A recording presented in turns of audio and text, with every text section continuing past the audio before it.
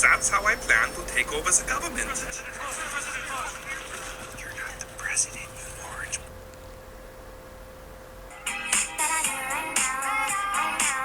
I cannot tell you how many times I've gotten a compliment on my teeth or if I'm wearing.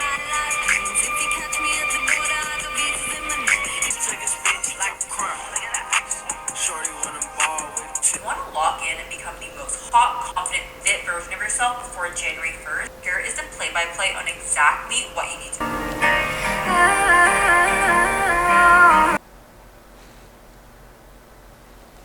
do. Mia.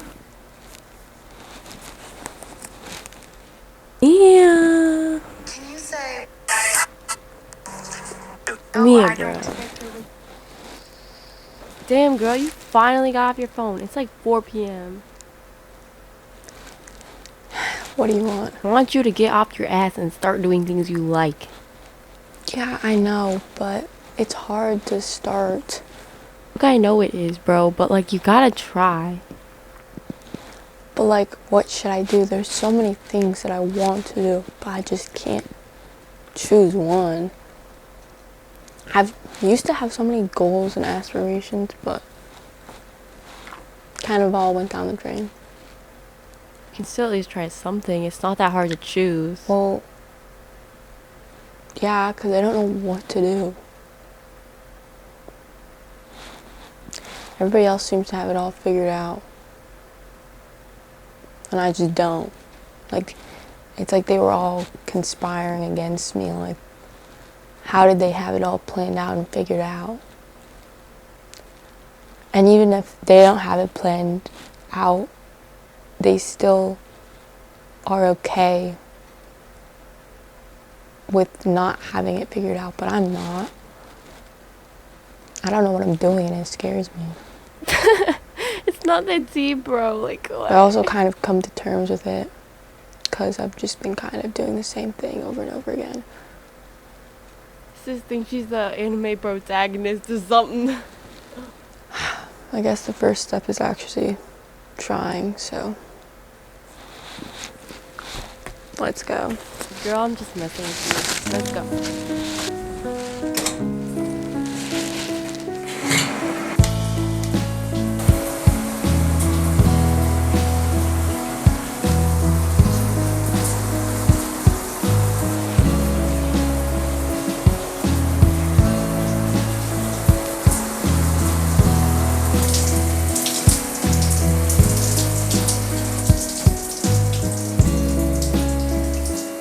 And throughout this video, I feel like my confidence kind of masks like how I truly felt during this period of time.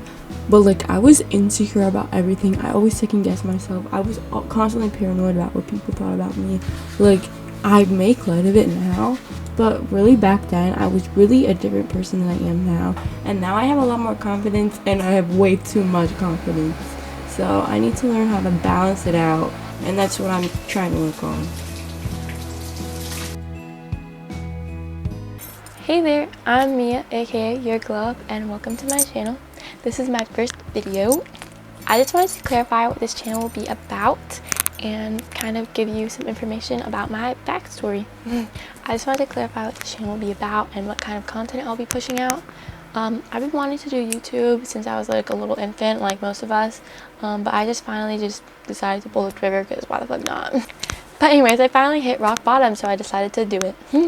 Beauty and self-improvement will be the main focuses of this channel, and I want to test like different regimens based on science and not just word of mouth. What I mean by this is I want to try different looks maxing techniques and test if they really work and determine the validity of the claims. I don't want to promote anything that isn't like proven to do anything. There's so many people that advocate for different supplements and anti-bloating drink mixes, protein powders, workout routines, facial massages, and I just want to determine whether these claims are true or false.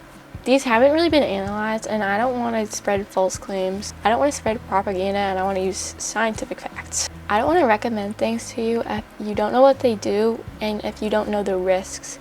I want you to be able to maximize whatever you want, and no BS, no filter. I want to explore different physical aspects but also mental aspects of glowing up. I'll try to communicate with the community as best as I can.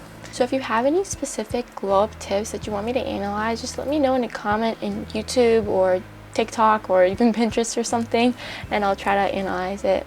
I want the focus of this channel to be how you can grow and become better and become the best version of yourself and just glow up. I don't want to sugarcoat things, and I'll be very open about my mental health. As well, I want to create a community that isn't toxic and supports each other through mental challenges and helps uplift each other. Be a place without judgment where people can freely express what they feel and what they believe. I don't want this to be a toxic community. I want this to be a safe place for people to express their thoughts and emotions, no added drama or judgment. I don't want this to be just a before and after channel. I want to take you step by step through the journey, through the process of my life. I want this to be a step by step.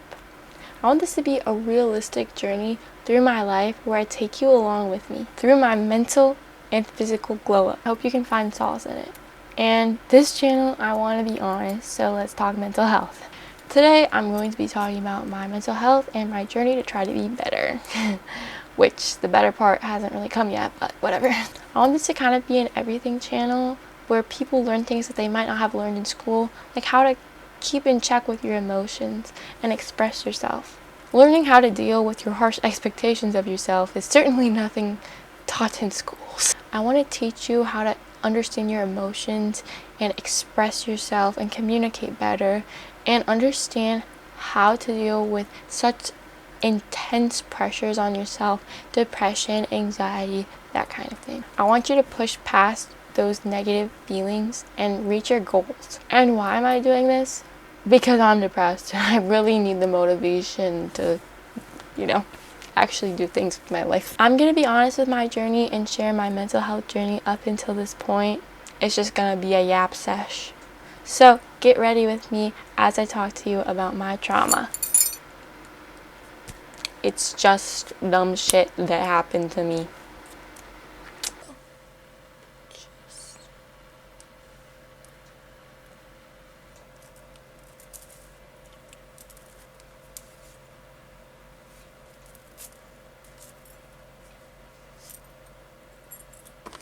I have depression and anxiety.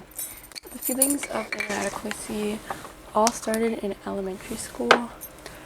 This whole thing sounds pick me, and I hate that attitude. I've always kind of felt different. I wasn't girly enough. I didn't do dance, I didn't do cheer, I didn't sing, I didn't do all that. I didn't have my ears pierced, I didn't wear skirts, I didn't go to church. I don't know if I was different in a good way or a bad way, but I just felt different from everyone else. I feel like this impacted me later on and gave me like imposter syndrome. I felt left out my whole life because I wasn't like everyone else. Nobody's been able to like really relate to me.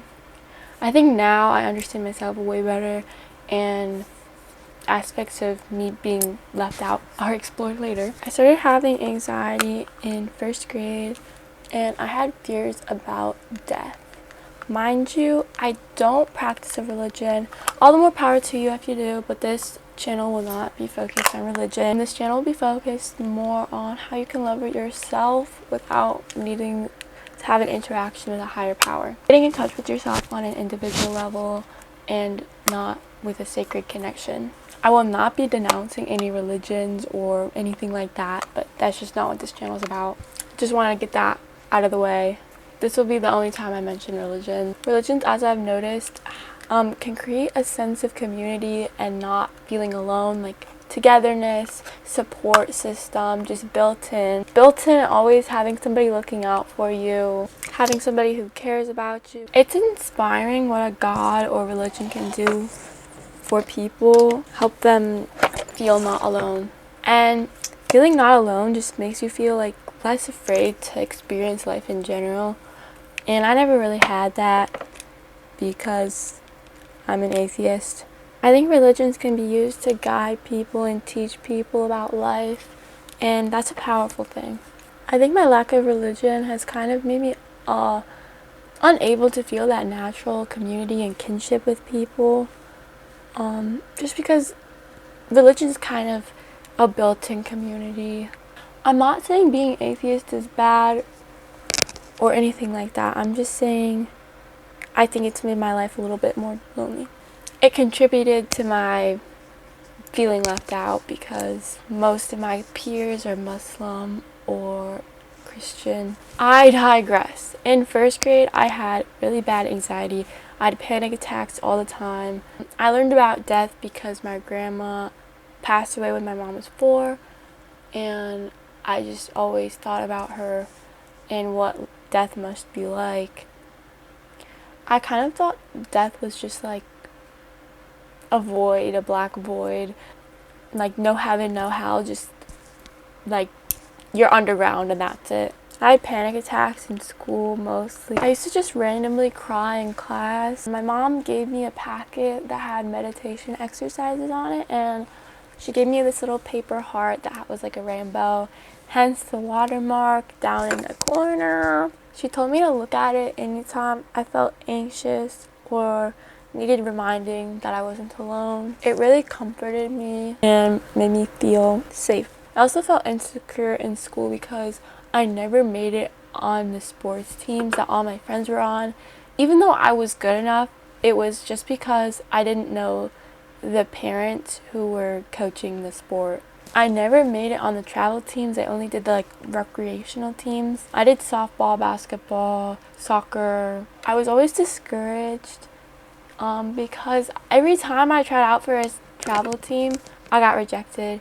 Even when coaches told me that I was a really good player or something, I never made it. And I'm making it out to be like I'm the best player ever. I wasn't that good, but I was good enough to make it on the team like everyone else. I was always discouraged because everybody else made it on the team and I was just kind of not, and it made them have bonds that I couldn't have because I wasn't on the team. I tried out for several travel teams and never made the roster, and it was because I wasn't friends with the kids whose parents were the coach. It wasn't my abilities and it wasn't even the effort that I put into the sport. It was that I didn't go to church or the same playground as the coach's kid. And when I didn't make it on the travel teams, I just quit because what's the point? I'm not with my friends. I'm not good enough. You couldn't get kicked off the soccer travel team though, so that's what I stuck with. And yeah, I developed skills. I got better. I tried dance and I tried gymnastics a couple times, but it just wasn't for me. I always felt a little clumsy and uncoordinated.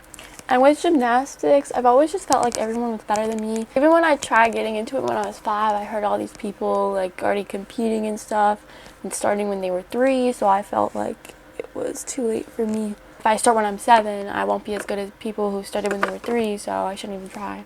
At a young age, I conditioned myself to not do things because people started at a younger age than me. And that's so easy to do, to compare yourself to other people who might be better than you or just have done it longer than you. It's important to ground yourself and realize that not everyone's going to be an expert, not everyone's going to succeed, not everyone's going to get as far, but it's important to ground yourself and realize that you can try things at any age and you're not going to be an expert. You're going to fail. But it's important that you just try. It would be nice to be an Olympic level athlete and just get everything perfect all the time. But I have a statistic here for you. There are 8 fucking billion people on this planet, and 0.0000017% are Olympians. It's good to think about how many people aren't doing this, how many people aren't trying. You are trying, and that counts. That counts for something. So I quit a lot of things when I was younger because I felt like I wasn't good at them or that I just couldn't make it. Soccer became my thing more and more, and my number one goal was just get on the freaking soccer team in high school. But my plans were spoiled. That brings me to the end of elementary school and start of middle school, 5th grade. That is a stressful time because it's in between elementary school and middle school, but you still are right next to the middle school, so it's a very big difference. So I felt like in 5th grade, I'm like, oh, I have to have everything figured out or else nothing's gonna work out for me. I felt like I had to have everything figured out because high school's in a few years, and high school was where you basically have a college degree. You gotta make your decisions. Yep. That's middle school. You gotta have everything. You gotta plan out your life. You gotta choose a career path at the age of 11. I'm sticking with the same career path, and I'm not gonna make no changes. Just sticking with maybe a doctor. And if I'm not, then something happened. Something happened to me. So all these people from the different elementary schools come together, and so there are a lot of people I don't really know. But everybody just kind of sticks with their same cliques from elementary school. So I had this friend, we'll call her Scrunchy, and she was different from me. She was kind of more girly than me. She played softball. She was on the basketball team that I didn't make it on, etc. She was friends with people from other schools that I wasn't friends with. And she was just overall more popular than me. She did cheer. She was like kind of like the it girl compared to me, looking like this. Yeah. She had friends that were more popular than me and prettier than me and things like that. And it made me feel a little bit insecure. They just seemed way more mainstream, more pretty, more popular than me, and it kind of made me feel a little left out whenever she hung out with them. And she lied to me and told me she had plans when she really didn't. I think I got a little bit jealous, but it was kind of justified because she did start acting weird around me. She acted completely differently when they were there compared to when we were just by ourselves. I kind of just got the feeling she didn't really want to be friends with me. We didn't really communicate the best, and I've never been one for like being savvy with social media apps, so like I didn't have house party and all that kind of thing figured out. I kind of got the feeling she didn't want to be friends with me because I was a crusty little rat and all her friends weren't. I kind of thought that she was just friends with me because she felt guilty that like she was my only friend that was a girl. I also had friends that were guys, but we'll get to that later. I was funny as fuck, I can't lie. I still am, hello. It's really easy to say, oh, this person's only friends with me because they pity me. But it's important to actually look at your worth and look at yourself and see, damn, I'm funny as fuck. Damn, I'm smart as fuck.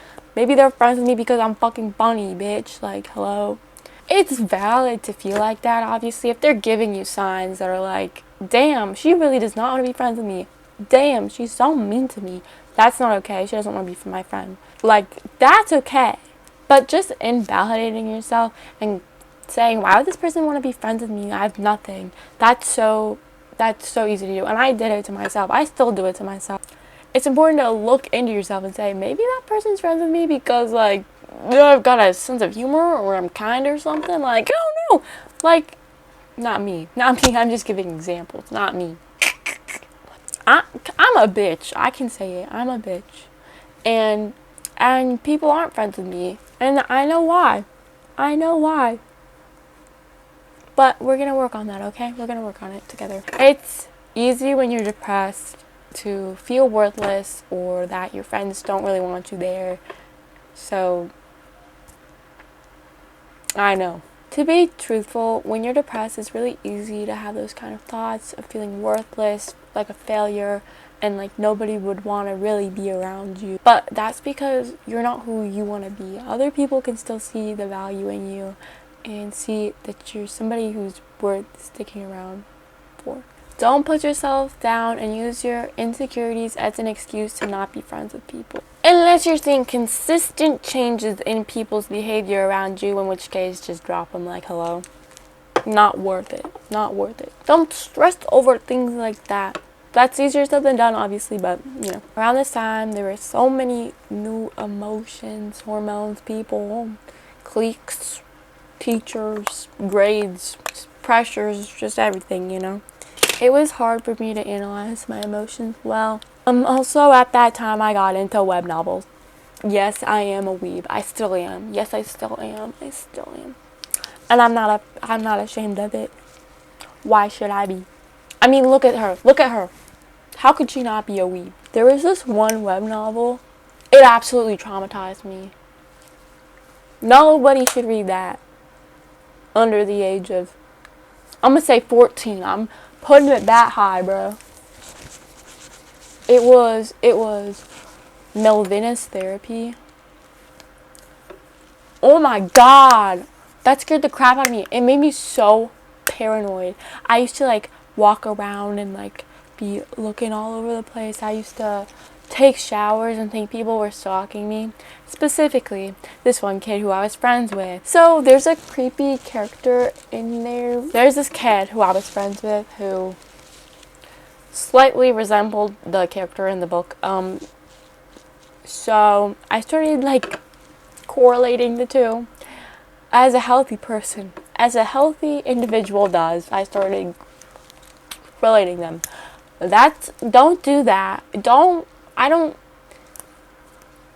know how you don't do that, like, but just if you're doing that, I don't know who you ask for help with, like, how you ask somebody for help, but just know it's not normal. Just say, hello, that is a fictional person, and all of those stories are fictional. You're not in this story, bro. You're literally not. Anyways, with all these new emotions and puberty and stuff, I started relating them. I don't know if I had a crush on him or what, but I was just feeling paranoid and confused the whole time. Like, every single day, I felt like he was watching me, he was stalking me. He didn't know where I lived, first of all. Secondly, don't know why I felt that way. I used to get in the shower and feel very paranoid that he was watching me. I used to like peek around the corner like every 2 seconds when I was taking a shower. I like traumatized myself with that web series, bro. I thought somebody was gonna try to kill me. I literally was convinced that somebody was trying to kill me. I used to think he was peeping in my windows and following me around and stalking me and that kind of thing. Obviously not what a healthy person does. So I started having thoughts like, oh, Scrunchy doesn't want to be friends with you, you should just kill yourself. If you're not gonna be friends with her, if you're not gonna be popular, then what's the point? If you're gonna be friends with this kid who's conventionally unattractive and stalking you, might as well end it, you know? You're like so stupid. You like a conventionally unattractive kid who's stalking you. So I used to also doodle little cute pictures of me dying, of him dying. I used to have thoughts about killing myself all the time. And I had a loft, so every day I used to go up that ladder and think about hanging myself from a fan every single day. With lots of people, they kind of tease their friends, you know, in a joking way. Or like, these kids in my last period study hall are always squeezing each other's nipples and like beating each other up. We used to like step on each other's shoes a lot and like try to trip each other and stuff like that a lot in middle school. We all kind of like did that kind of thing, you know. But I'm just meant it in a mean way. But with this kid, I used to kick him a lot. He didn't ever really like tell me that he didn't like that or anything, but we kind of just did it. I kind of did it in a mean way. My feelings towards him were like I didn't like him, or like I was frustrated that I was attracted to him, but I never like showed that, which obviously I regret doing. Just having those negative feelings towards him. And I used to have suicidal thoughts also saying like, oh, you're punishing him too because you're crazy. You should just kill yourself and he'll be a lot happier. I took my confused emotions out on him, which is not okay. And I'm not trying to like play the victim or anything because that's fucking stupid, because I did something mean. I was basically a bully. I was a fucking bitch. I still am a bitch. But Like, obviously, I'm not trying to, like, be like, I was 12 years old and I don't do that anymore, so it's okay. No, it was bad. I regret doing it, and I felt terrible about it, and I still do feel terrible about it. But it was a chapter of my life that was 6 fucking years ago, and I'm past it a little bit. Instead of beating myself up about something that happened when I was 11, I've learned to move past it. But this was just an opportunity to grow and reflect and realize that it's not okay to take my feelings out on people and not tell them how I'm feeling. I don't know if you would classify this as bullying, and if it is, then I fully am being held accountable. I'll own up to it. I never shoved him down the stairs or put him in a locker or something. I just playfully kicked his legs.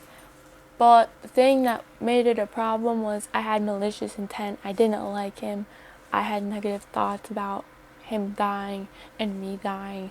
And obviously, I shouldn't have put that into, like, our friendship. I should have communicated better. I never hurt him to the extent that he had to go to the hospital, but it was still probably impacted his life, and he probably didn't want to be friends with me because of that. I'm not going to beat myself up about this too much, though, because it happened when I was 11. I've moved on. I've changed. I don't know if he's moved on or not. We still go to the same school. If he's battling some demons because of me, I truly do regret that. I'm not trying to play the victim either. I'm just trying to reveal some mistakes in the past that I've regretted and want to put behind me and move and grow as a person past those things. I felt bad about it then. I felt bad about it up until now, but now I've kind of finally said, hey, I'm not the same person that I was back then. I can own up to my mistakes, and I can learn and grow from it. Back then, I beat myself up about the tiniest little things, and now I've kind of given myself a little bit more grace. I really do hope I didn't impact him at all. I hope I was the most insignificant thing in his life, and if I wasn't, I really do feel bad. I really do. I never showed him the drawings. I never asked him if he was stalking me. I never involved him in the psychological shit show that was my brain, except for when I kicked him, which is something that was common at our school, like just tripping your friends, kicking your friends, that kind of thing. That was kind of common. But the intent behind mine wasn't okay. And like I said before, I'm kind of tomboyish, so if you saw two guys like beating each other up that were friends, like, it wouldn't be that weird. Like I said before, I was very confused at that time, and I still don't know how to analyze the emotions that I was experiencing 6 years ago. I tease everyone in both playful and hurtful ways, and I need to work on being less hurtful. Thankfully, it was a short period in both of our lives, and I hope sincerely that it did not impact him as much as it was a fucking psychological shit show for me. Possibly on the outside looking in, it was just a playful friendship, but for him, I don't know how he felt. So obviously, I can't just completely invalidate his feelings by saying something like that. Maybe my brain is still overcomplicating things and he gave no shit, or maybe he gave a bunch of shits. Still, it was him and only him that can say how it affected him, and in that regard, I like to sincerely apologize because I should never have hurt somebody like that. Yeah, this made me really depressed and exhausted, constantly thinking this poor boy was stalking me. Pretty rich coming from the fact that I was the one being mean to him. But this was in 2019, so it was even before COVID. And if I was that crazy before COVID, just imagine what happened during COVID. And, you know, I was already having feelings of depression and having suicidal thoughts. And how do you think COVID affected me? obviously amplified that by like tenfold. COVID shut everything down and I lost the will to do literally anything. My depression was like okay before, but dude, COVID just brought it to a whole nother level. It was not good. I did not bathe for like days, weeks on end. Don't even know. I barely changed my clothes. I barely communicated with my friends. I didn't do my schoolwork. I ate probably once a day. And when I did eat, it was not in the kitchen. It was either in my room, like in my bed, or underneath my dining room table on a little beanbag chair I had. I've seen a lot of food rot. Yes, I know, but depression is not put into any schoolwork because I thought it was unfair. If you're going to shut down my whole entire world, why the fuck would you expect me to be able to do schoolwork? Like, no. And how am I supposed to learn all this material? Just on my own. Like, we didn't have like Google Meets or anything at this point. We just like, the teachers were like, here's your assignments for the day. Do them or else you get a 0.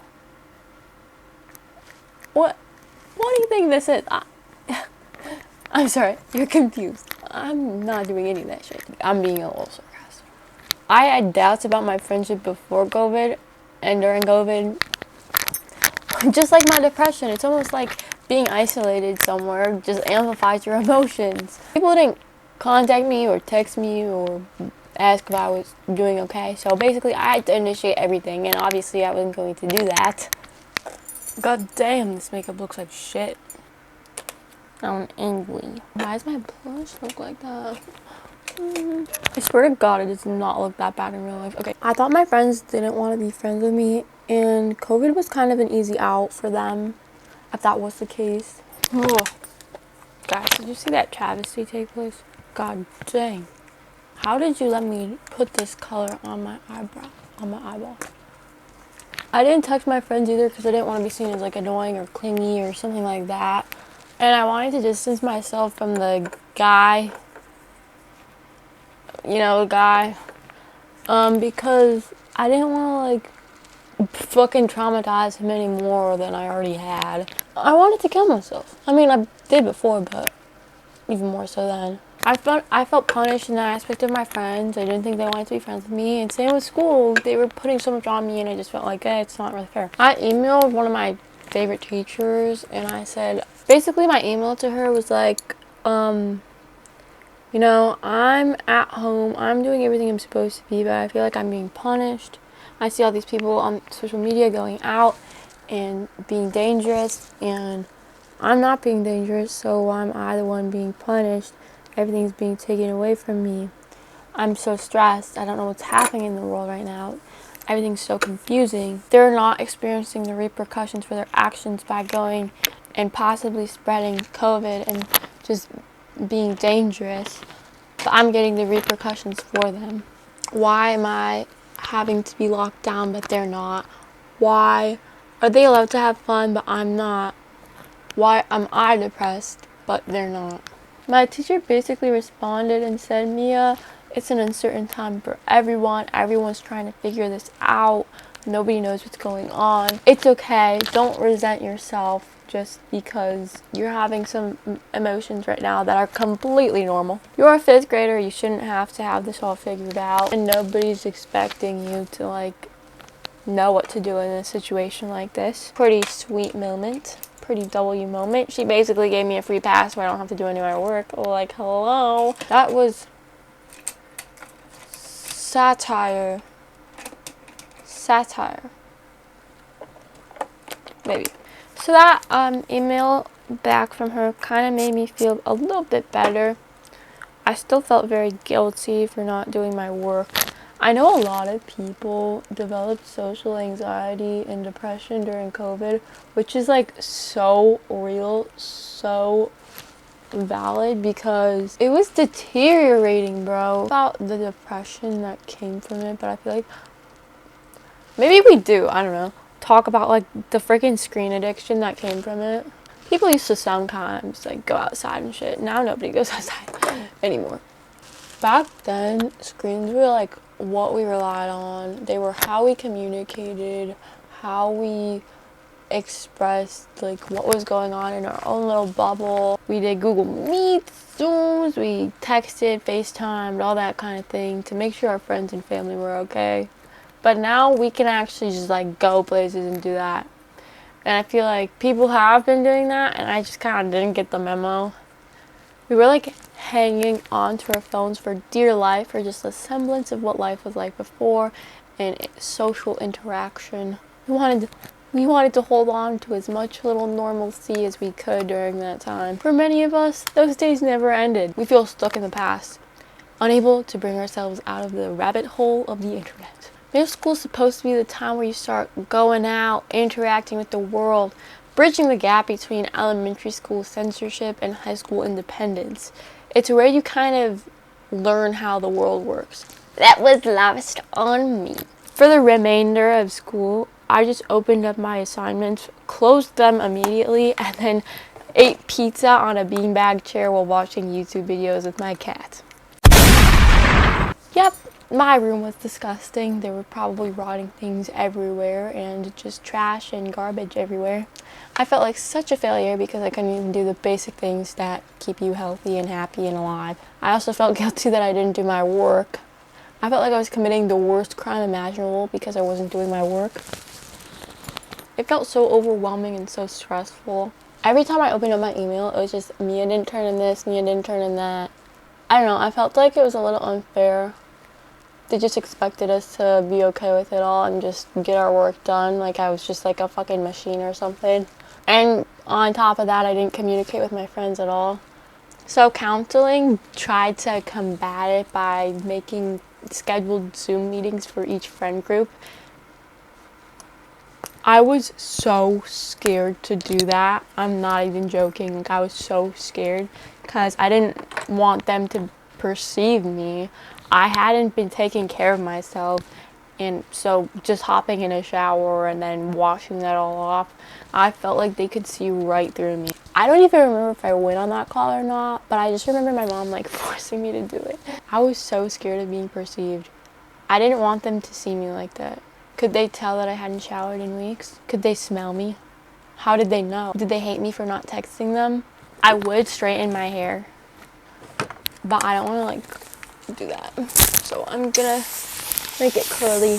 I had semi-frequent outbursts of anger because obviously I was angry at the world. I felt like everything was so against me. I just felt so outcast and so angry at everything. I had so much resentment towards the whole world. Sometimes my parents fought me on schoolwork, but eventually they just had to give up. I felt like I physically couldn't. There was no motivation there, and I didn't have any reason to do it. Everything I love to do, seeing my friends, riding my bike, going to eat food, couldn't do it anymore. At one point I had an outburst and I said something like, I've been suicidal since December and you didn't even notice. I think I was suicidal even before December, but like whatever. I feel like people were punishing me because they didn't understand me, but it was their fault they didn't understand me. Sometimes people can't read your mind. They don't know what's going on with you. They don't know how you feel. So just assuming people will understand your emotions is not how the world works. People can't always 100% tell what's going on with you and what's in your mind,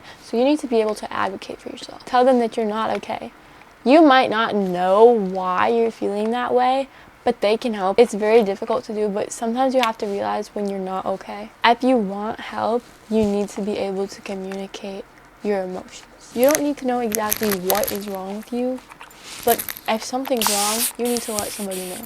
My mom took me to a therapy session and we didn't really vibe. I didn't go to therapy until 8th grade after that. I started getting better. I started hanging out with my friends more. Not much, but still.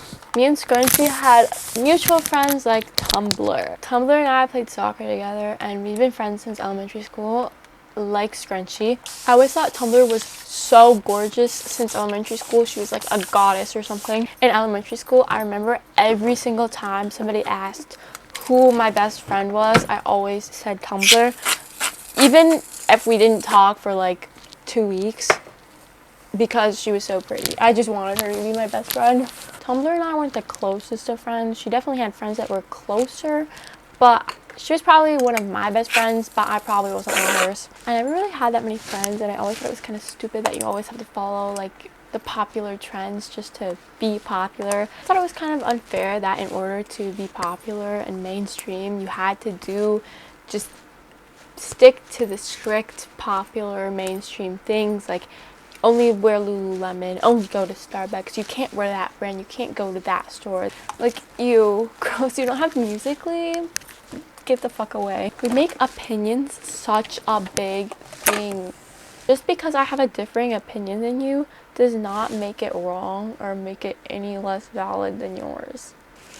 Everyone's opinions are valid, and you don't have to make it a big deal if somebody disagrees with your opinion. And just because somebody has a different opinion than you doesn't mean you need to like exclude them or discriminate against them. Just because an opinion isn't popular or trendy doesn't make it like any less valid. Some opinions are okay to have strong feelings for, like political ideologies or like being racist or something, but like certain things just make no sense to have such a strong opinion for. That's cancel culture, but also overly exposing people to fame. Like Huck Wood girl, she literally said 2 words on the fucking internet and then she got all that. That's crazy. It's funny because girls always used to say in elementary school, if you were a boy, I'd date you, and in 6th grade it was a trend to come out as bisexual. I had already like kind of come out in 5th grade, but like 6th grade was where everyone was coming. Even like a popular girl started doing that. My neighbor, we're just gonna call her that, started the trend of coming out in 6th grade. She came out as bisexual. So there was kind of like a big community of LGBTQ people, and it was kind of nice to see everybody fitting in and like being nice to each other. There were people of all different LGBTQ identities coming out. And then my neighbor came out as lesbian and everybody started like switching over to being lesbian. I just stuck with bisexual because I know what I am and I am what I am. So then this popular girl started dating neighbor, and they seemed like such a power couple, like the popular girl and like the like quirky little LGBTQ girl, you know, kind of cute. Everybody like thought they were such a power couple and were so cute. It's 6th grade, so nobody's actually ever like, dating, and nobody seemed like outwardly homophobic to them. I was slightly worried with people judging me because Scrunchy, I knew, had some opinions about it. I knew she had some slight homophobia, but I don't know how aggressive it was. I feel like she might have low-key started resenting me because I was bisexual, because after 6th grade we kind of stopped talking, but yeah. So 7th grade rolls around and I'm not really friends with neighbor anymore. We were more friends in 6th grade, but we had the same bus stop. So she just talks to me randomly, but I'm not really friends with her, so I'm just like, oh, that's cool, girl. Like, we're not friends, but thanks for talking. I know that sounds so mean, but she just started talking to me about the most random and personal things. We're acquaintances, but we're not by any means that close. She just starts talking to me about the most random shit from her life because I don't interact with her at school. I think I'm like the perfect bystander to just trauma dump and just like share all her secrets to because I don't really interact with her. I'm just like an innocent bystander, dude, like leave me alone. She just starts telling me the most intimate details of her and her friends' lives. And in my head, I'm just thinking like, please leave me out of this, what is happening? She told me her friend wanted to kill herself. She started to say this thing like, I'm not gonna, you think I'm gonna ask you what you're about to say? And then she goes, well, I just want to say it anyways. So my friend, you know this girl? yeah. My friend says she wants to die. What should I do? Okay, why you, like, you don't share something like that with just a random person. Like, hello. I said, honestly, I've been there before, and I could tell you, if she's joking, if you think she's only joking, then take it as that, as a joke. Because sadly, people joke about that kind of thing, and it sucks, but people do.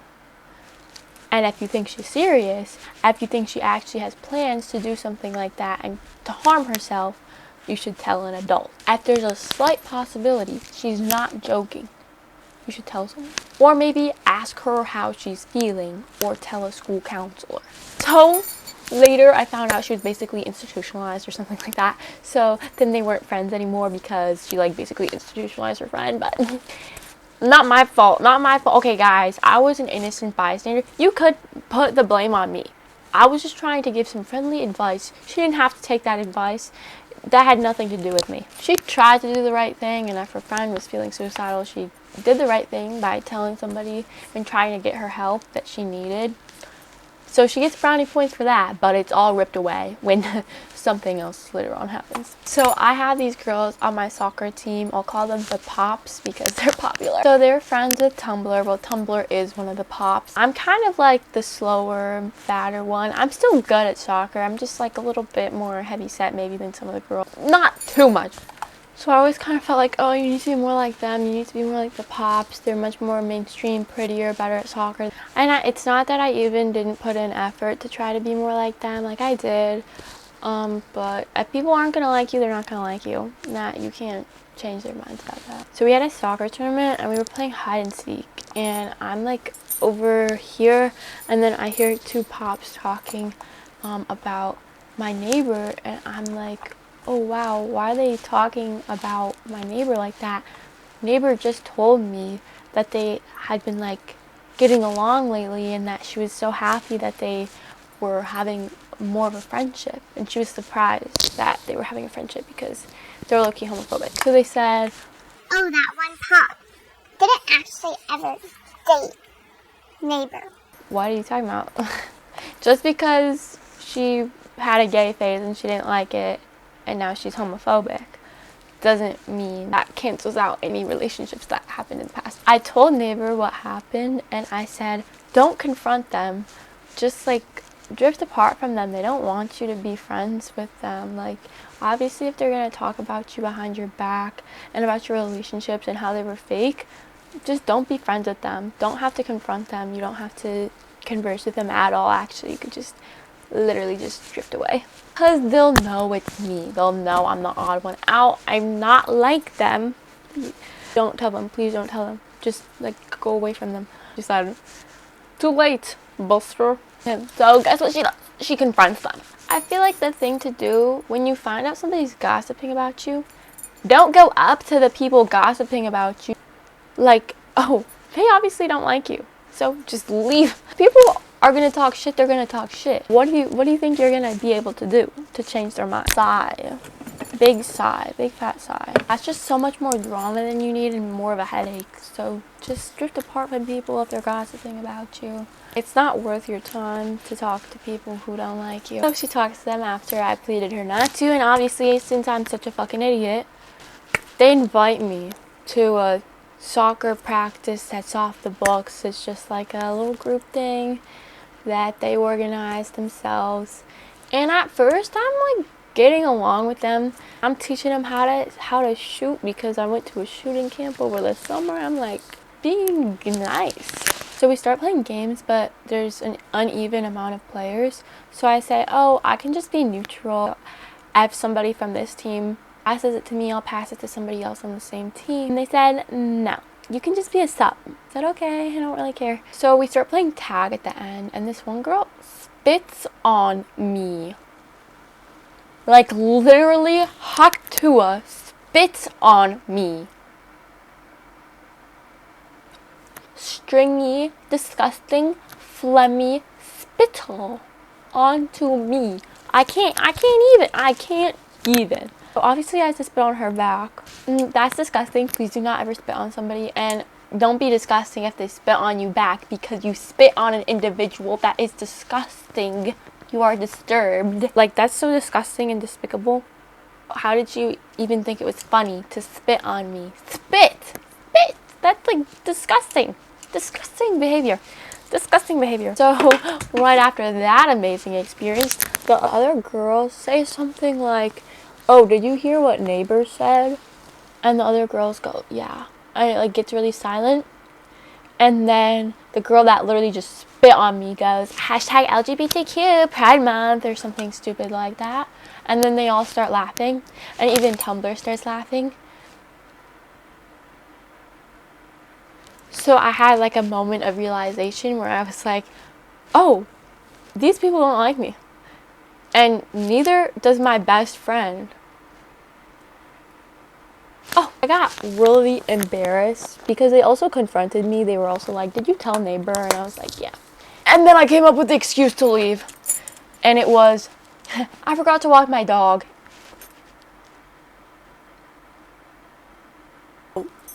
That was an amazing excuse. And then I stayed there for like 30 minutes waiting for my mom in the parking lot to come get me. And they like basically left before me. So I might as well have said like, I need to clean my fish's gerbil ball or something like that, boy. They're like, okay.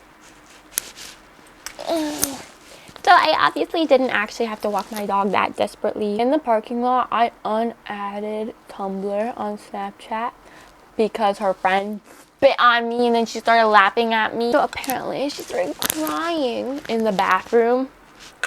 So like who like you just laughed at me for getting spit on by your friend. I don't care. You were crying because you got caught being friends with some stupid ass bitches. Maybe I did make her cry and I'm sorry about that. But your friend just spit on me and you just didn't even care. You didn't even say anything. So this other pop FaceTimed me on Snapchat and was like, why is Tumblr crying? and I say, Tumblr's crying? I didn't know that. Did you like unadd her or something?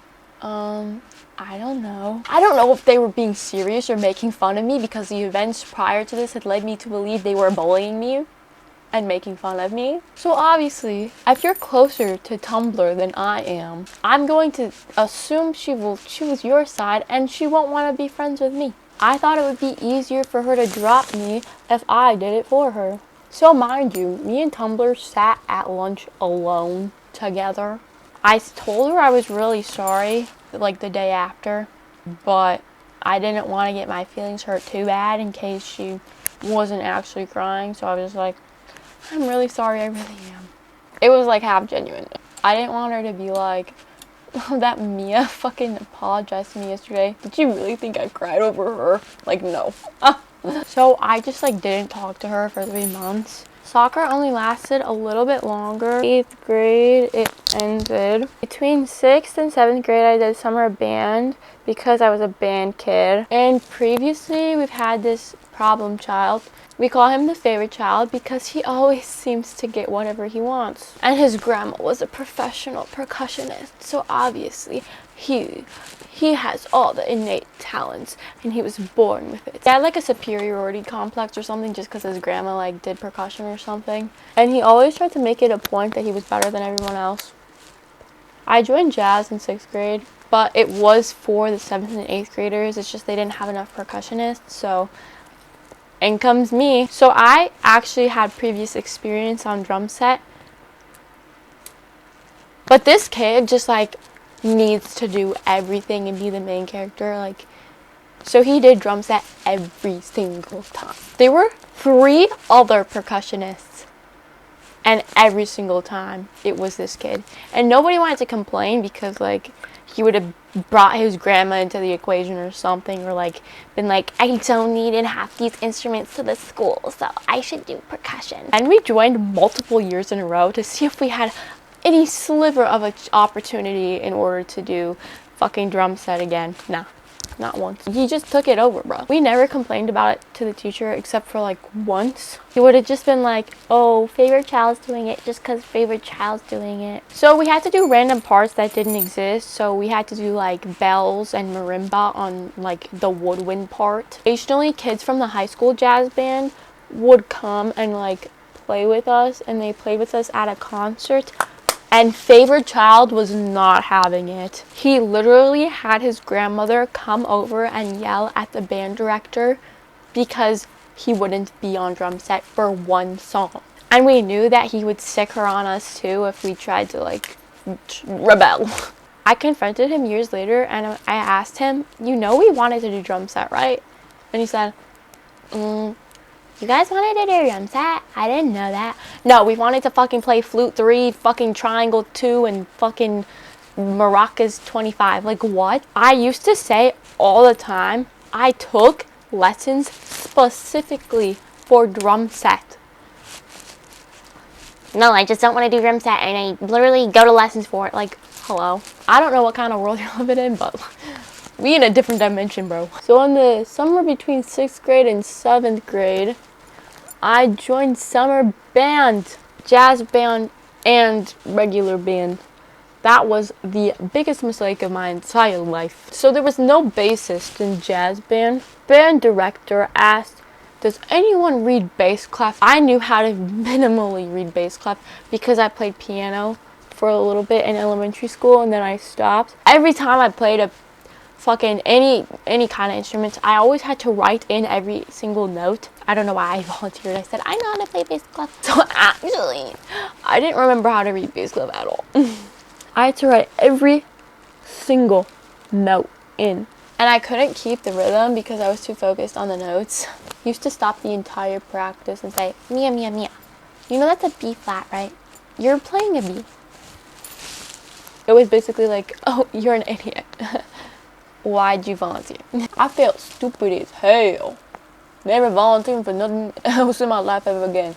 What I had to do was literally so easy. 5 fucking B flats in a row, and I couldn't do that. There were so many different levels though. It went from like 6th grade to like going into high school, so obviously people had different talent level. I did not know how to sight read either, so there was a problem. I was feeling insecure because I was feeling fat as fuck because I just came back from vacation and like I was fat. So in regular summer band, favorite child was on snare drum and I was on bass drum. Mind you, this whole entire experience I'm sucking ass on every single instrument I touch. The tempo changed every single fucking measure, so I was a little bit lost. In order to help out the different levels like blend seamlessly, there were people that were volunteering to help out, and one of them was favorite child's grandmother. I felt so terrible because I messed up literally every single thing I played. I was like on the verge of tears at the concert, and I hear this old raggedy little hag say she was lost the entire time. So instead of actually helping me like figure out how to play it, you just were looking over my shoulder, breathing like staring at your grandson. Every single time the fucking director stopped it to tell us what we're supposed to be doing, you were talking with favored child, so I couldn't even hear what directions I was supposed to get, and you were only helping favored child. You were actually adding nothing to the entire band at all. You were just talking to your grandson. Like, please get out. I know for a fact she was talking about me when she said that, because he has this inferiority complex. He thinks he's the best. He really does. But then when somebody else is doing worse than him, he like has a problem. So I had like these body issues in the back of my head while I was playing fucking percussion terribly. And then I got this old hag telling me that I suck. Okay, thank you for helping. Like you said it loud enough that I could hear it. Like, what did you think was gonna happen? I'm literally 13 years old. Like, go away. Old little 80-year-old couldn't mind her own business. Like, hello, I'm 13 years old. Like, go away. Said it loud enough for me to hear. Like, you have no concept of how your voice carries. Like, hello. Like, I know you're old and you can't hear, but you don't really have to say that right in front of me. If you're gonna have conversations like that, you can have them in the car or like at home. You don't have to say it 2 meters away from me. Thank you. Thank you very much. Because you know I got this fat ass nose, but I also got ears that I can hear like really well. Pizza regular, y'all. I started sobbing immediately. I sucked. Yeah, I did completely terrible, but I already knew that. I was gonna go home and cry anyways, but yeah, I escalated it. You said it loud enough for me to hear. I heard you say that I was lost the entire time. Like, I'm not, I can hear. Obviously, I got better after that, bitch. I had to prove the hag wrong. I got first chair in 7th grade, and in 8th grade, I got second chair, which was the chair above favorite child. And in 8th grade, I got invited to the district band honors band thing, but I didn't go because I had anxiety and I started crying in the parking lot. So that little bitch put those kind of worries and doubts into my head. It was basically an adult confirming how terrible I was. Didn't have to do that, I already knew. Thanks for sharing. That scenario plays in the back of my head a lot. I told my private lessons teacher about my experiences with favorite child, and she was like, oh, it really sucks when people ruin the experience for you. And I said, yeah, it really does. Then he found out I took private lessons, and he said, Mia, I didn't know you even tried. I'm a chair above you. What do you think is happening? So you just thought I was naturally better than you. Oh, you thought I was just born with that talent. No.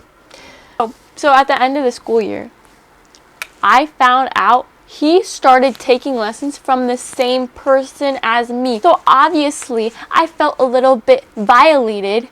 And he started talking to her about me, obviously, because she used to come in and be like, hey, Mia, did you do that assignment? The only way you would have known about that assignment is if favorite child told you. So, what? I told this woman in confidence that I didn't like this child, and he made the experience living hell for me.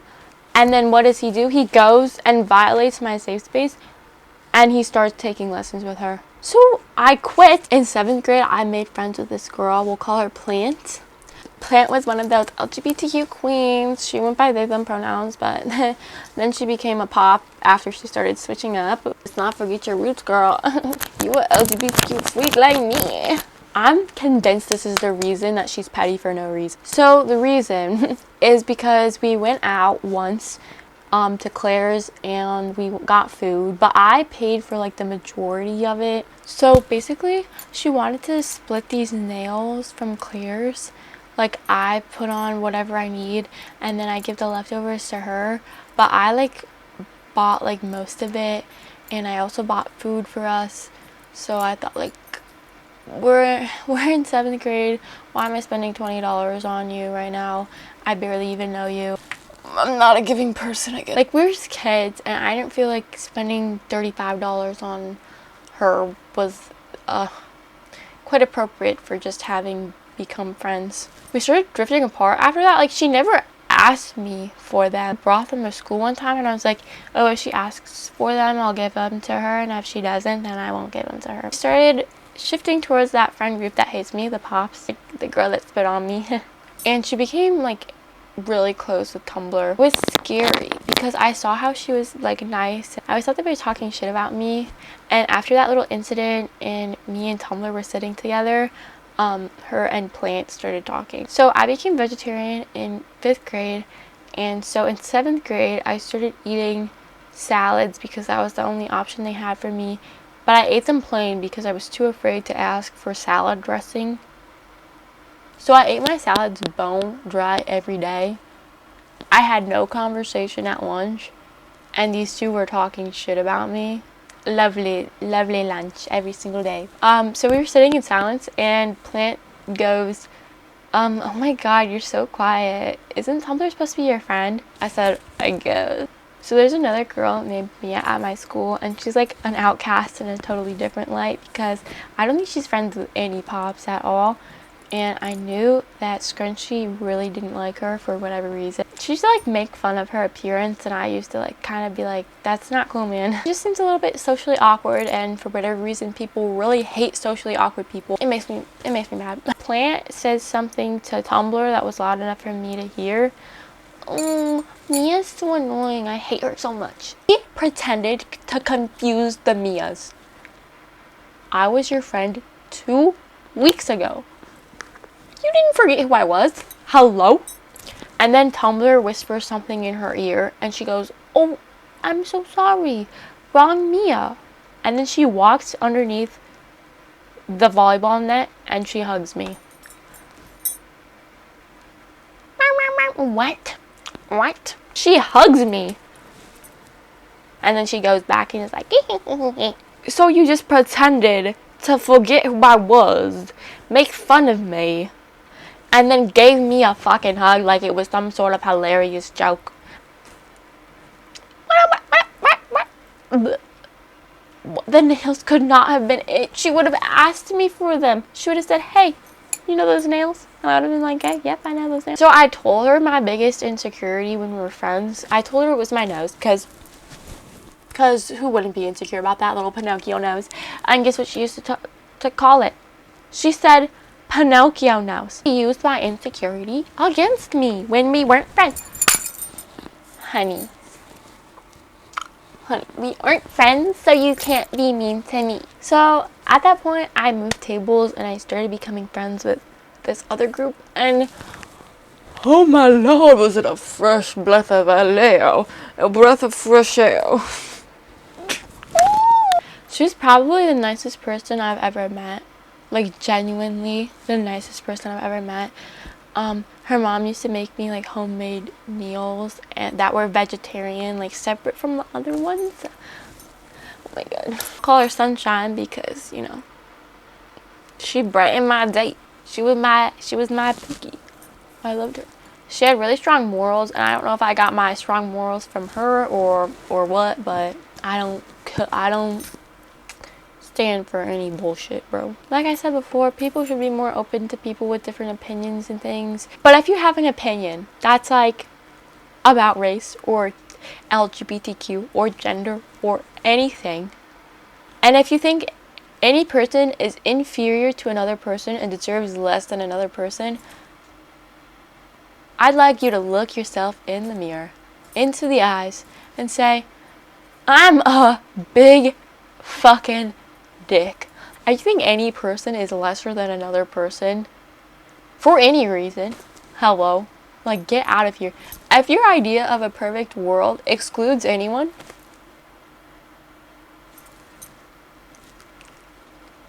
what?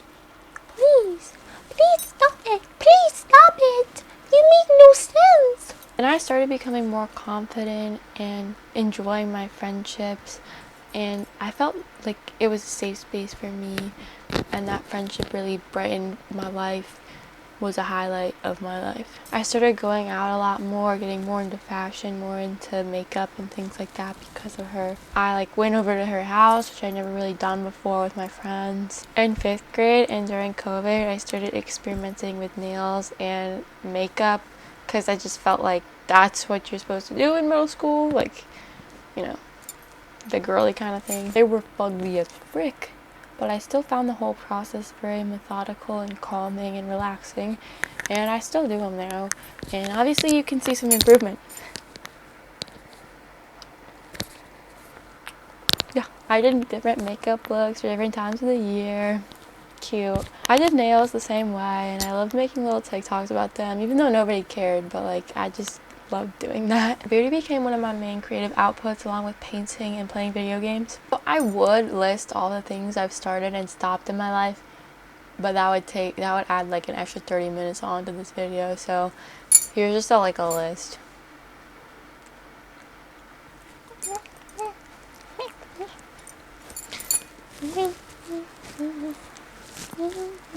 Oh, that last one, come back here. I did try out for a choir this year. I tried out for like our show choir that like sings and dances. Did not make it. My pride isn't hurt or anything. The one time I tried things in 2 years. But anyways, at this time I feel like everybody had pretty similar mindsets to me, and it was so relieving to have people that like were friends with me. So I did club soccer. I thought it was a miracle. I thought it was trash. I wasn't the best player on the team, but I don't know if that was the worst. I wasn't the best. But you're there to improve, and that's all that matters. You know, all these people wanted to go pro and wanted to go to college. I don't really care about all that. I just like the sport because it's fun to play and it's relaxing if you're not competitive, and I'm not competitive. I enjoy playing the sport because I really love soccer, not because I want to win. I felt different again because I didn't have the same objectives as everyone else, and everyone else went to like Catholic school and were like super rich and stuff, but I wasn't. I went to play in high school and stuff, but I didn't want to make it my career. All these people were like the pops all over again, and Tumblr was on the same team as me. She was the only other girl from my school that I knew on the team, and all the other girls were like rich, white, Christian. I felt different from them because I went to public school and I was poorer than them and I wasn't Christian. I just had the thought at the back of my head constantly telling myself that I was worse than them and comparing myself to them. They were playing club soccer since they were like in 5th grade, and I was joining in 8th grade. And I think it's important to recognize not everybody has to be the same exact white Lululemon kind of girl, you know? And I was comparing myself to them outside of soccer too. I was saying you're worse than them in soccer and in real life. There's nothing wrong with being a white Lululemon girl that's Christian that goes to Catholic school. It's just everybody being the exact same, and like a society that promotes just the one individual isn't sustainable. I also thought the girls on the team kind of hated me and make fun of me too. So I kind of just tried to distance myself from them. I didn't want to talk with them. I didn't want to be close with them because I didn't want them to be mean to me. It was a huge shift in environment. Before, I was playing with people that were like okay at soccer, but these girls wanted to go pro and they were good enough to. And I think they started to dislike me because I wasn't good. How can you hate me because I'm not good? I still put in effort. I still practice every day. I mean, we go to practice every day too. But I also put in extra hours outside of practice. But I don't just live, sleep, and eat soccer. We're all there to improve, and if I'm there, that means I'm trying to improve. How can you hate on me for not being good when I'm trying to improve? Maybe you're mad at me because I took up a spot on the roster that you wanted your friend to have. Every practice felt super draining to me, and I used to dread going. I was constantly on edge and paranoid about what the other girls thought about me, based on my previous experience as well. I started talking to myself more kindly. I also started going to therapy at this point again. So one day we were doing quick 1v1 drills where there was a defender and an attacker. I was the attacker, and this one girl who I knew did not like me was the defender. And she's a defender in the real games. So this was kind of like a, oh, you know, if you get past me, then I'm not a good defender kind of thing. So what did I do? I nutmegged her. I did. And the ball went straight between her legs. I didn't mean to nutmeg her. I panicked. I was like, oh my god, this big girl's gonna fucking kill me. She's a fucking defender. I was scared out of my mind. She got pissed. Follow my fucking pass through her legs. And I shoot. Well, I try to shoot. Seconds later, I'm on the ground. What happened? How did I make it on the ground? She pushed me on the ground with like, see these things? She went like that. So actually in soccer you can't do that. I didn't know if you knew that. But you can't just push somebody. And you might be like, Mia, you're overreacting. It's a fucking sport. Get over yourself. She's my teammate. And she got mad because I nutmegged her. Are you that insecure you can't let me have one thing? I started bleeding. Getting past her was something. I've at least felt accomplished in that sense. I got past her, but when my back was turned, she fucking stabbed it. Hello. Reaction from the other people, shocked. They were like, and the coach didn't want to like yell at her or anything, but she was like, oh, let's be more careful next time. We don't want to like accidentally hurt one of our teammates. I started like bleeding, and the coach was like, are you okay? And I was like, yeah, I'm fine. But I wanted to cry so bad. Because why was everybody hating on me? Like, yeah, I've not been the nicest in the past, and I certainly wasn't nice going forward. Every time I introduce to a new group of people, they just are fucking bitches. Yeah, maybe the nails thing. But did it warrant that? The boy thing. I just remember how terrible my soccer experience has been in general. No fucking wonder. No fucking wonder I hated going. No fucking wonder I couldn't develop any soccer skills. See, I felt paranoid that everyone was hating on me. There was evidence to support that that would make sense. So I started loathing soccer and dreading going to practices again. So this new coach came, and she was really strict and really mean. Like, if we didn't understand how a drill worked, she used to be like, are you fucking dumb? And lucky me, she's the head coach on the soccer team at my high school too. Well played, universe! I started feeling suicidal again. First of all, I had to wake up at like 5 a.m. to go to soccer on the weekend. And it takes an hour to drive to where we had our game. We had like 30-minute warm-ups. And the games are an hour each. So I have to eat lunch, and it takes an hour to drive back, so that's basically my weekend gone. I spent half my fucking weekend doing shit with people I don't like and who don't like me. Like, and then when we have tournaments, I just waste my whole long weekend doing that kind of shit too. Like, I just didn't want my whole life to revolve around me doing things with people that didn't like me and who I didn't like. It really gave me a complex. Like, there was such an emotional roller coaster. And I hate it when people make sports aggressive. It's not that deep. It's not like you're going to war. It's a fucking game, and if you win or lose, doesn't does not make or break you. I am clearly sensitive to when people are critical of me. So I was going to therapy again at this point. And at the end of my soccer career, I scored like 5 goals or something. I don't even know. It was like a 2-day tournament with 3 games. And that was actually the first time I ever scored a goal in a game, which I know sounds really pathetic, but I was defense, so I didn't really score goals. But now in this club team, I was midfield, so I felt so scared of losing that like high expectation that came with me scoring so many goals that I just kind of took a hiatus. Like, I didn't want people to expect me to be able to do that every single time now. Or like I kind of expected that that was just a skill I'd gained and I could just do whatever. I was just like, I was basically like a professional. Basically, I'm basically Mia Hamm. Basically Mia Hamm. My last name, Ham. Dude, I actually love ham. The ham is so good. But I'm a vegetarian. I haven't had ham in 6 years, but ham was so good. I was really depressed during that time, and I was scared I was gonna mess up again. And shocker, when I came back, I did. I sucked. You were disappointed in me when I came back. Shocker. It's almost like if you leave for like 2 weeks and you don't practice, you lose some knowledge. They basically said if you're gonna go on a break, you're gonna have to come back and still be as good as when you left, or even better. I quit soccer, and I felt like a failure again, as one does.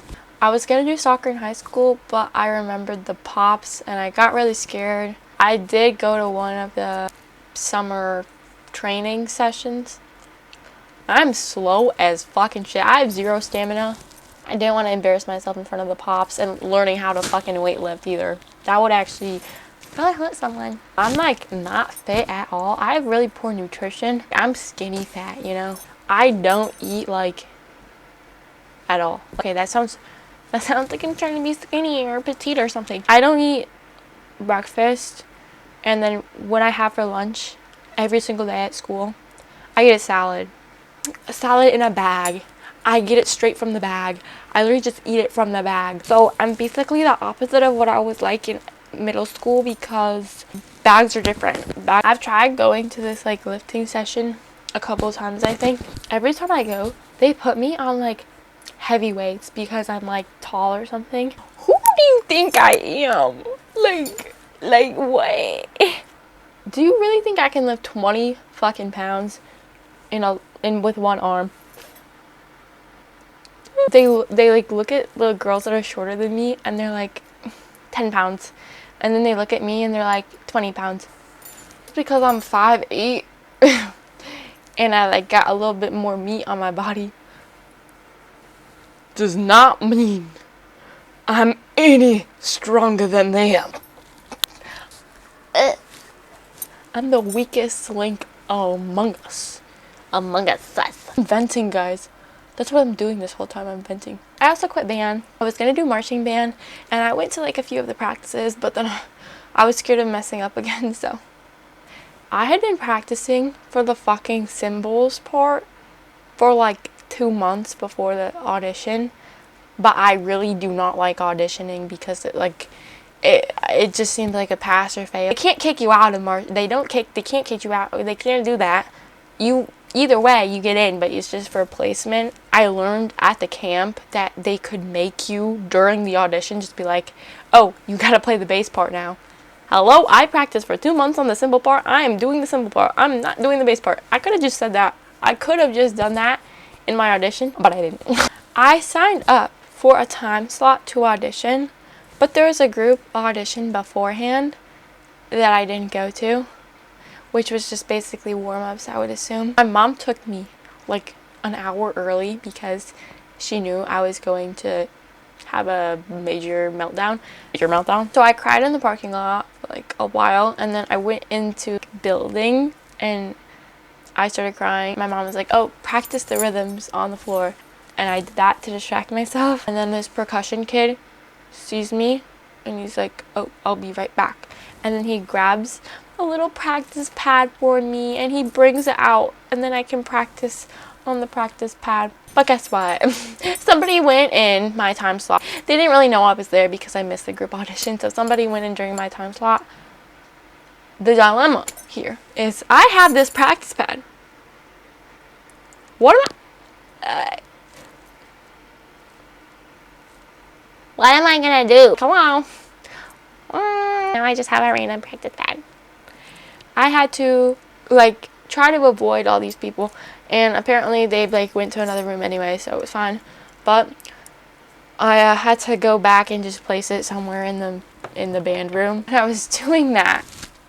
My brother's buddy comes in the room, and I get really scared because I think it's like the band director coming, and I don't want to have to explain myself. And he says, "Oh, hey, are you auditioning for a drum line?" And I say, "No, I'm not actually." And he said, "Oh, are you doing a sport?" And I said, "No, actually, I'm not."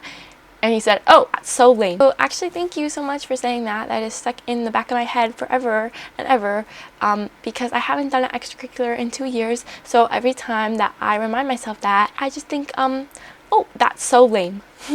I'm so lame. That's me. No matter what I do, somebody will always hate on me. Even if I succeed, somebody is going to hate on me. So I might as well actually do it. That's my mentality now. Similarly, I tried to do color guard, but my brother had a science Olympiad tournament, so let's recap. Middle school, I lost my sanity, friends, my dignity, my sports, and my instrument. So yeah, that brings me up to today. I haven't had an extracurricular in 2 years. I feel like shit all the time because I don't have any hobbies or passions or anything that I do. I just like sit and brain rot all day. I kind of developed on adult video addiction, which is really great.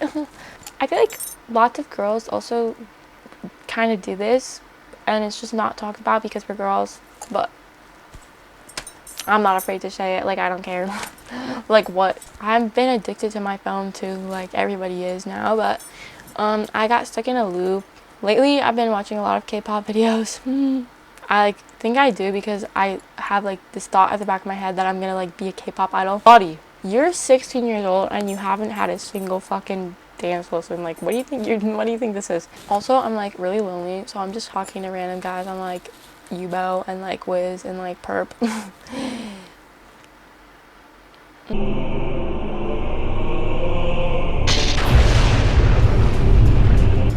Not cool, man. Not cool. Yeah, I'm just talking to like random guys across the world, like Germany and fucking Australia and shit, and they're just like objectifying me, and I'm like, yes, please. Okay, that's okay. Wait a sec. Wait a sec. That sounds really bad. No.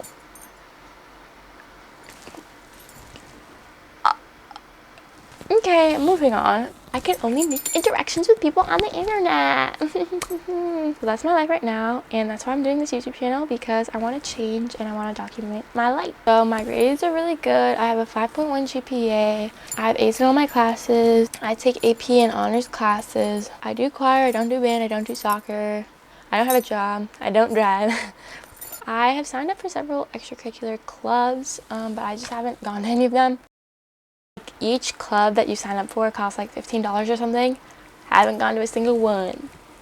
Wasted my parents' money. That's me. The soccer club costs like $2,400. So in high school, I lost everything else. In middle school, I signed up to be a referee for soccer, but I didn't show up. Old enough to drive, but I've only driven like probably like the amount of it could fit on the amount of fingers you have. I've made a list of things I want to try to do because I'm trying to get back into control of my life and figure out what I like. I like photography, I like painting, I like doing my nails, I like doing my makeup, I like naps. I like naps most of all. Dude, I like acting. I can't act for like the life. Well, I can't act in anything, but like, dude, I love acting. Like, acting up. So we're going to be testing things out on this channel in a scientific manner, and I really always hate it when people are like, let's wash up, let's put like hair oils in our hair, but there's no proof or evidence like that supports what they're saying. Yeah, it might work for them, but it might not work for everyone, and there's no conclusive evidence that it does work. Just because you put oils on your eyelashes and your eyelashes grow, those are not mutually exclusive things. I'll be completely honest with you. My mental health fluctuates very rapidly. If I were to test, I don't know, like a workout routine, and I would forget to do like a couple of days or something, I would let you know, because then you wouldn't be able to conclude well based on my splotchy fucking findings. I try to find the most reliable sources, and I'm no filter, so if something's like bullshit, I'll tell you. I don't want people to think I'm like spreading propaganda or trying to sell you a product. Literally everybody on the internet is trying to sell you a product. Like, it's always so obvious, but people like don't realize it. I'll tell you if I'm sponsored by something or if there's a PR package or something. If I get something like that, I won't sugarcoat things, and I'll be honest about things. If I bought something with my own money, I'd let you know. If somebody gave it to me, I'd let you know. If my parents bought it for me, I'd let you know. These journeys should be obtainable for anybody, no matter their financial status. I don't like it when like influencers try to sell you on things or like have product placement or something. Just kidding. But I'll always try to give you like the cold, hard, honest truth. You also have to understand, each person is different. And just because one thing might give me a rash doesn't mean it would give you a rash. Just because something didn't work for me doesn't mean it won't work for you. Take that with a grain of salt. I'll tell you what I think is nice, and if you don't think it's nice, that's your opinion. And if you think something's nice and I don't like it, that's alright too. That's my opinion. This channel is me documenting my journey, growing and becoming me. My journey through adolescence. I grow. Certain things I do have to like filter out just for safety reasons, and I will not hesitate to block or like report anybody that like tries to endanger me. That's crazy. Whenever I try out for anything, whether it be a sports team, a choir audition, or just a cute guy snap, I've gotten rejected. It made me feel even more these feelings of not belonging, and then when people finally do put their faith in me, I chicken out. I'm too scared of their expectations given to me by all this rejection. I don't want to be rejected unless it's on my terms, which is probably why I chicken out so much. It's okay to mess up and people will give you shit for it, but you shouldn't give up. And just remember, at least I tried. If you don't like me, at least find solace in the fact that I'm a depressed bum that doesn't have the confidence to dedicate her remaining slivers of energy into doing a sport or hobby. By the way, at the beginning of this video, I didn't shower for like 5 days and changed for 4 days. Actually, that's what I would have said if I actually recorded this when I wrote this script 4 months ago, but I procrastinated. I just wanted you to know that you matter. Your life matters. No matter where you are or who you are, you deserve a chance to try again. And I'm not just saying this to get like fucking likes or follows or some shit. You are not defined by your past. Regardless of the mistakes you've made, you deserve care and support. It doesn't matter if you think nobody will notice if you're gone. Break free from those fears and empower yourself. Prove your doubters wrong. Do something for yourself. I know it's hard, but I'll be sharing my journey along with you, and that will also be hard. If you're struggling and others make you feel like a burden, remember this: they don't deserve you. Build those expectations. If you need help, reach out. Just because you feel like nobody will miss your absence doesn't mean that's true. If someone doesn't listen to you, find someone who will. Whether it's a mom or dad or teacher or principal, find somebody that will listen to you. If they make you feel like you're a burden when you're struggling, they don't deserve you. I know you may feel like you hate your life right now, but let's change it together. It's gonna be tough, but I'll share my tough stuff too. It's gonna be a shit show, but we're gonna be in it together. If you feel overwhelmed and you need a break, like, let somebody know. If you feel like you want to die, let somebody know. And if they institutionalize you, like, who fucking cares, bitch? Like, rock those scrubs, bitch, you know? I've been very hateful lately, and I just want to stop being mean and start spreading kindness and love myself and love other people too. I've been procrastinating this video for a while because after this, it would mean I would actually have to hold myself accountable and actually do things. I've looked like a lot of things and tried a lot of different styles, so I'm pretty accepting of most people. I've been friends with people from all sorts of different backgrounds, and I think that's valuable, to educate yourself through other people's cultures. Well, like educating yourself, not like stealing, like educating. I'm very accepting and liberal on things like religion and gender identity and sexuality. I want everybody to be able to be accepted here. I don't want to push my agenda on you. I just want people to be accepted. Anyways, that's Sorry for oversharing. I just wanted to get my dark past out of the way so that we can continue to our bright future together. If you want to join my journey, subscribe or follow one of my other social medias linked in the description below. I hope we can grow together. Bye.